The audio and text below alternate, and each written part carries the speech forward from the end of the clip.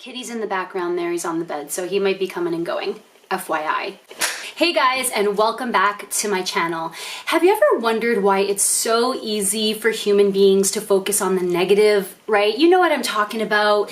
Something happens to you, it's unpleasant, it's uncomfortable, you don't like it, and you hyper focus on it. It's like you can't shake it. This is actually a biological process. Our brain is sort of set up to seek out the negative. It's called the negativity bias, and my video today is all about what it is and what we can do to sort of interrupt that natural automatic process. So, the negativity bias, what is it? Our brain's job is to keep us alive. That's what it does. It's just meant to keep us breathing. It's meant to keep us reproducing. It's meant to keep us here for as long as possible. So in order to do that, it's created this sort of mechanism to protect us, to keep us safe, to perceive threats. Imagine your brain has this spotlight and all it's looking for are threats, things that are gonna potentially put us in danger, things that might be threatening for our survival.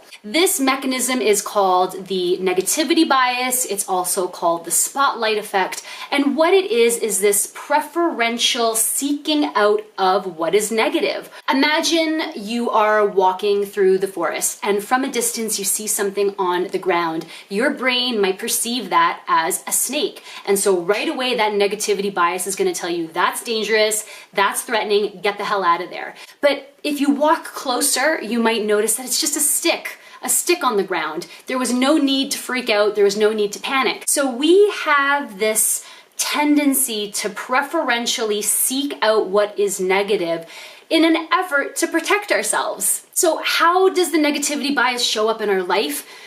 All the time, everywhere. We do this all the time. Let me give you a couple of examples to really emphasize this. Let's say you're in school and you wrote a term paper and you just get it back from your teacher and you see on the front page of your term paper a big fat A in red. You did a great job. You got an A on the paper. But as you're kind of skimming through and reading comments, you happen to find one comment in particular that may not be so favorable.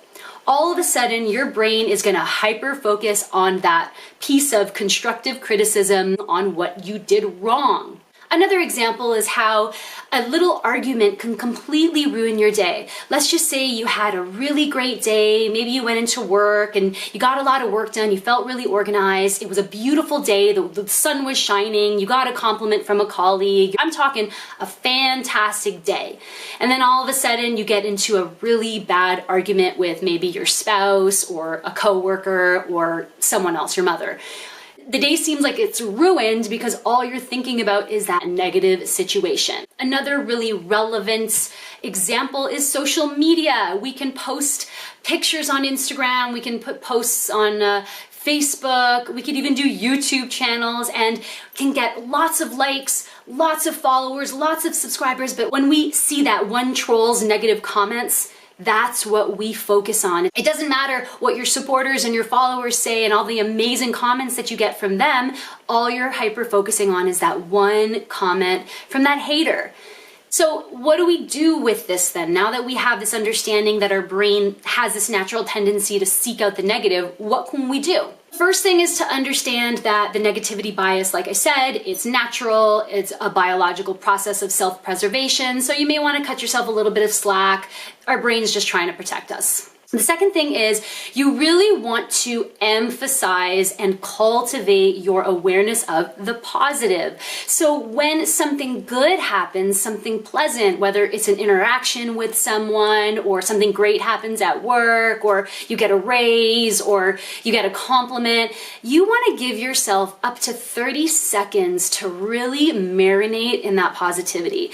Just take a moment and let it soak in, really feel it in your bones. Get into that feeling sensational aspect of whatever it is that you're experiencing. What's happening there is you are laying down and strengthening new neural pathways so that in a sense your brain is getting really good at noticing the positive and holding attention on the positive. So as an example, let's just say that you're at work and your boss really commends you on a job well done on a project that you just completed. Savor that. Take up to 30 seconds to really feel that positivity. I'm not just saying think about, oh yeah, that's great that my boss said that. I'm talking about feel it in your body. Make it a visceral, sensational experience. Feel your heart. Feel it coursing through your veins.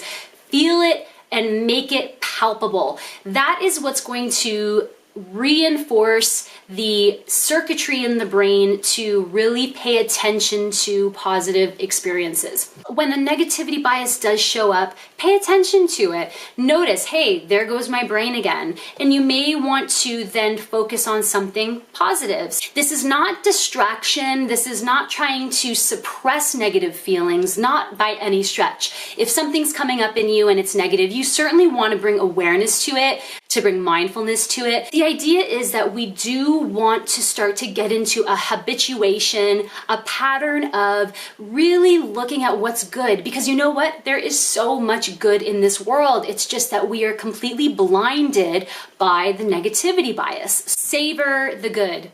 Savor it with every fiber of your being. Let the body tell the brain, hold on, let's take a moment to acknowledge this, to observe this fully and mindfully. If you are really interested in this and want more information, check out Rick Hanson's book, Hardwiring Happiness.